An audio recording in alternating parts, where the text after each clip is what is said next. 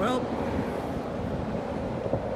not so ordinary car guy here at Mac Hike Chrysler Dodge Jeep in Georgetown, getting a service bulletin done on the 2019 Rebel.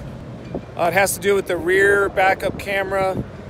Some of these have issues where the rear camera will stay on even after you switch it into drive, and potentially that's a distraction that could cause an accident, potentially cause death.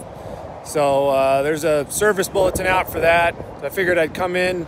It's a Saturday morning. It's real dead here. Hopefully they'll get that work done, but can't help but check out what's on their lot. They got some pretty cool vehicles here today.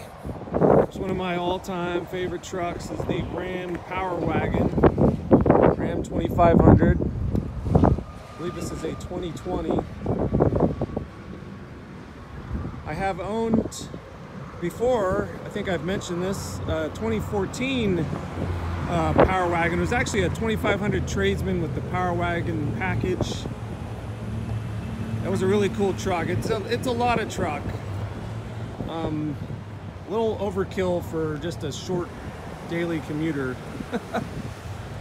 But these are awesome trucks. See the 6.4 Hemi badge, 2500. I believe is the only factory vehicle that comes with a winch straight from the factory. You see they got the new fair lead here. It's running a synthetic winch line now. That was new from when I had my 2014. I'm sure this thing is much more revised. They revised the body a little bit, the front end, but I believe the cab is exactly the same as before. This area right in here is, and the bed even, those are pretty much the same. I guess they only gave it a facelift, and they, added the taillights to match the newer ones. They look just like the ones on my Rebel. It's a little bit, I'm waiting for them to kind of really redo this thing. The bed isn't as deep as the newer ones, and some people might like that so they can reach in here. It looks like they've added some new anchor points. But I kind of like having a deeper bed, and the reason why is because we had when you're putting a generator, when we were pulling our camper that we had, I had a tonneau cover and I couldn't close the tonneau cover with the generator in there, and that was kind of disappointing. Actually, I was able to do it. I had to take the part of the wheels off and the little rubber things off, and then we were able to fit it. But you can't do that with these older Ram beds. They're a little bit shorter for that.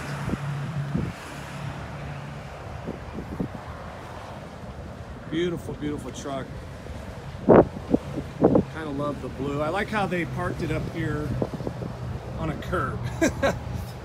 Kind of show you a little bit of articulation. But this is a curve I could almost climb with my Mustang GT. Still, absolutely awesome truck.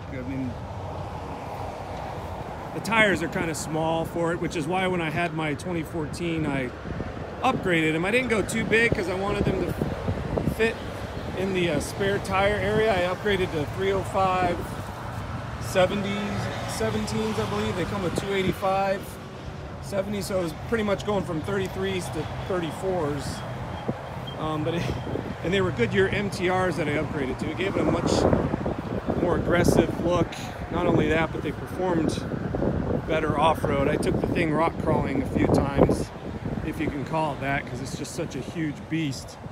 But that's kind of where I was a little bit, not disappointed, but when I wanted to do some like rock crawling, serious off-roading, this thing's just so big and so heavy.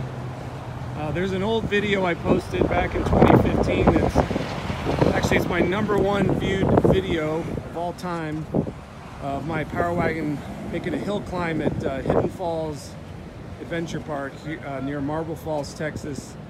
And it was a slippery hill climb. It was in the winter, and it was around 40 degrees. The trails were wet, but they were also icy because the overnight temperatures were below freezing. So it was extremely slick and extremely steep. And it had a little bit of trouble climbing. It eventually did, and actually I was impressed. There were people out there with lifted Jeep Rubicons, TJs, that were having trouble climbing that, but the Power Wagon eventually did, but I didn't make it all the way up. We ended up falling off the hill a little bit, got into a hairy situation where the truck could have rolled or maybe gotten really stuck. But and then the other thing that makes these Power Wagons kind of impractical, or it doesn't really matter. I mean, it's a truck, you don't care about the gas mileage, but ours was getting around 9 or 10. Of course, I just had a short commute in town. The highway, it might get 11. It's just so heavy, it just loves the gas, just drinks it. The Rebel's a little bit more economical. I'm getting about 13 to 15 in town, and it'll get up to like 17, 18 on the highway if you're light on the throttle. But let's go check out what else they have here. This beautiful bright red Jeep Gladiator Rubicon. Oh, it looks so gorgeous in red. I used to own a 2008 red Jeep Wrangler Unlimited Rubicon. Just something about any vehicle when it's painted bright red, it just catches my eye. Makes it look like a sports car or a sports truck. I mean, it just looks exotic in bright red. Got the matching tow hooks.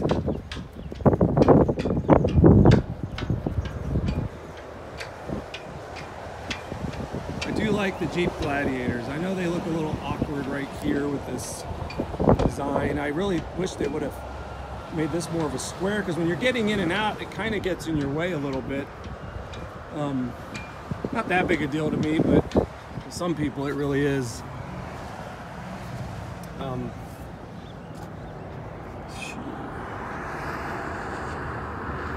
So this one's got the full leather. This one's pretty well loaded. It has a hard top, has the tonneau cover on the bed.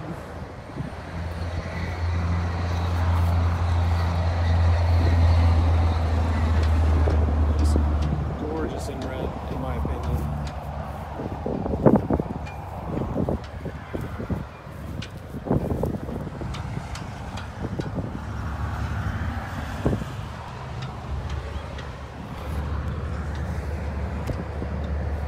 This one has the Falcon Wild Peak MTs. I know some of these come with, I think, the all-terrain version. But these are a 285/70/17. And that's the same size as the tire on the Power Wagon. And that brings up a good point.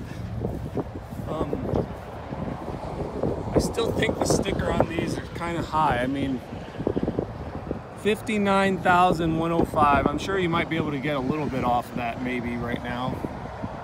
Maybe with the nature of the market right now, but $59,000, and you can almost get that Power Wagon for probably the same, or maybe a little bit more than that, but you're pretty close. Then again, can the Power Wagon go off-roading as much as this? Like I said, the size is pretty much the main hindrance, because I mean, the Power Wagon, you got locking front and rear differentials, you have the same electronic sway bar, or the same style electronic sway bar disconnect that this has, but this is just a little bit more nimbler on the trails. Although with that long wheelbase, that'll get you hung up. You definitely want to put some sort of lift on one of these if you plan to take it you know, on some tighter trails or some more serious off-roading. Of course, if you're truly serious in off-roading, you could just probably better off with the two-door, shorter wheelbase Jeep. The 2020 Jeep Wrangler JLU, the JL Unlimited Rubicon.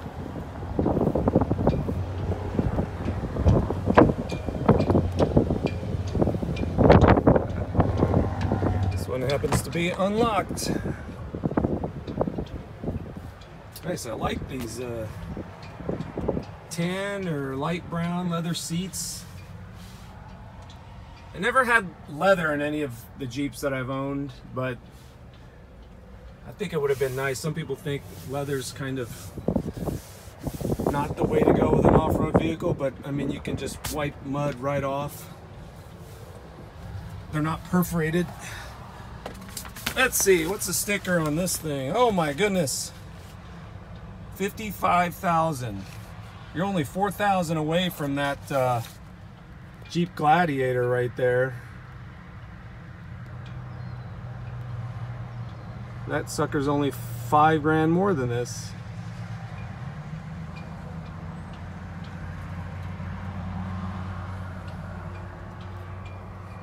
So what do you get for 55,000? Well, this one has the 22R package.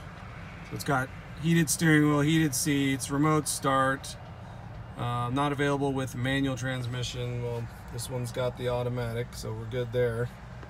The LED lighting group, 8.4 touchscreen, all that good stuff. What's really cool about the Apple CarPlay now is they have Gaia GPS that works with it on your Apple phone. It doesn't work yet on Android, but that's an amazing software to use if you're off-roading. You download maps offline, so you can have your topo maps, your satellite images while you're off the grid, out of cell service, and you can have it on this screen here. I found it very cool and useful on the Ram Rebel so far. 5 years, 60,000 mile powertrain, still 55 grand. That Power Wagon still sounds nice for that price. I mean, I got my Ram Rebel for less money than any of these. I guess it's about being unique and the kind of things you can do with this and still drive around in relative comfort. I really wish they put a different engine option, at least if you're going to spend over 50 grand, to have, you know, put some sort of V8 available. These things look so menacing, yet the V6 seems so, I mean, it works fine off-roading, I get that. It's got plenty of power, it's a good reliable engine, but I think there's just those who would like to see this with a hardcore V8, and maybe even just bring the 4.7 back and put it in there and just tune it up. Those were great. I had in my 2004 Grand Cherokee Overland WJ, the 4.7 it came with had the high output version. It wasn't really as powerful as even the Pentastar V6, but it just gave it that awesome sound to go along with all its off-road capability. It was just an awesome package to have both, and it really didn't look like a vehicle that would have a V8 in it, in my opinion. It looked more like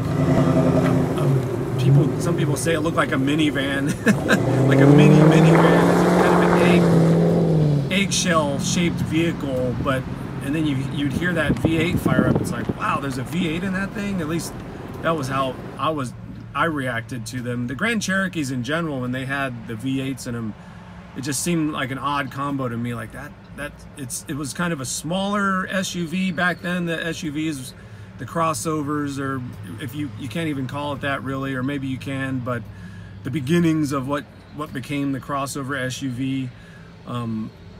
Imagine you can't find any of those that small with a V8 in them now, and the Grand Cherokees of that time did, and they were solid axle front and rear. They were unibody. They weren't body on frame like the Wranglers, but those things were amazing. I had one and it was awesome. It's just after so long, it started having a few issues, and eventually I went back into a Wrangler, but it was cool having that. I kind of wish I still had it, or had one as a project vehicle, made it into just an insane, rock crawling luxury vehicle. Let's check out the back. Gosh, that tan looks so good on black.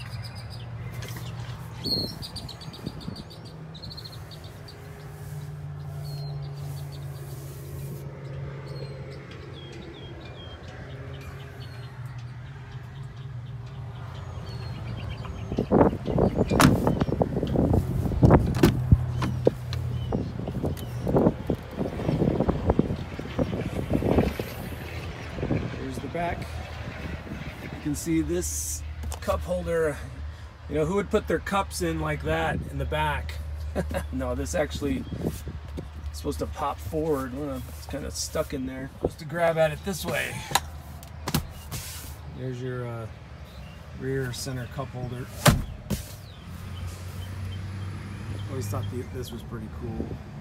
The little plate they put on the rear door, giving you some of the dimensions and specs. And it's an insane subwoofer they put in the back of these now. Much larger than the ones I had in my JKs. It's nice to give you a little power outlet back here.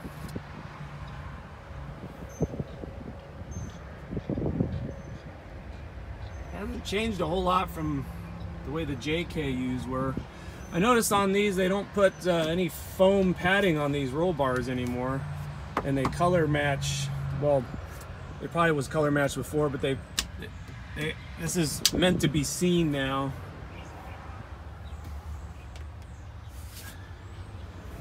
Just interesting.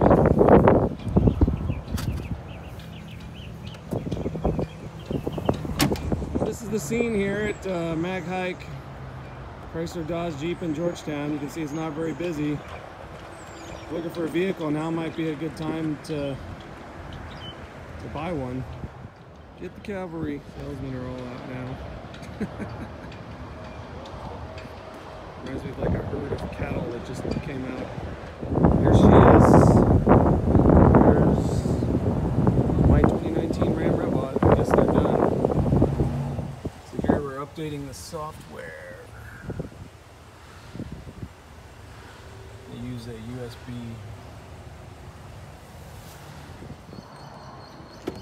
Well,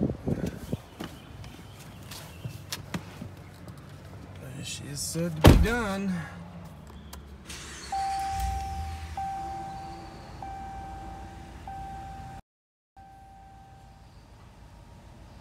Looks fine. Like I said, I never had any issue with it. Here's your backup camera. It's one of the clearest, highest definition backup cameras I've ever had, but so long from Mag Hike Chrysler Dodge Jeep.